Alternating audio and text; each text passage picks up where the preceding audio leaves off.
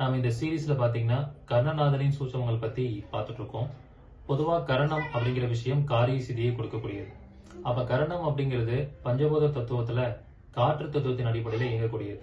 அப்ப கர்ணநாதனுடைய மந்திரங்களை ஃபர்ஸ்ட் நல்லா கத்துக்கணும். அதை அடிக்கடி சொல்வதன் மூலியமா நல்ல மாற்றங்கள் நடக்கும். ஸோ ஃபார் எக்ஸாம்பிள், ஒருத்தங்க தைத்தொலை கரணத்துல பிறந்திருக்கீங்கன்னா ஜேஷ்டா தேவிக்குன்னு ஒரு தனி மந்திரம் இருக்கு, அல்லது சுக்கிரனுடைய மந்திரமான மகாலட்சுமி மந்திரத்தை சொல்லலாம். ஸோ மகாலட்சுமி சம்பந்தமான ஸ்ரீ சுக்தம் படிக்கலாம் அல்லது கேட்கலாம். இப்படி கேட்டுட்டே இருக்கும்போது உங்க கரணம் இயங்கும். ஸோ இப்போ அதோட அடிப்படை தத்துவத்தின் மூலமாக இதை நம்ம இயக்க வேண்டும். இன்னமான சூட்சமங்களை நான் ஒரு 25 டேஸ் கிளாஸை சொல்லிக் கொடுக்க போறேன். கர்ணநாதன் சம்பந்தமான வகுப்பு மிக ஒரு அருமையான வகுப்பு. இந்த வகுப்பு இந்த ஜூன் மாசம் 24ஆம் தேதி ஸ்டார்ட் பண்ண போறேன். தினமும் மாலை 5:30 7 மணி வரைக்கும் இருக்கும். அனைவரும் கலந்து கொள்ளலாம். பழைய மாணவர்கள், மூத்த குடிமக்கள், மாற்றுத்திறனாளிகளுக்கு கட்டண சலுகை உண்டு.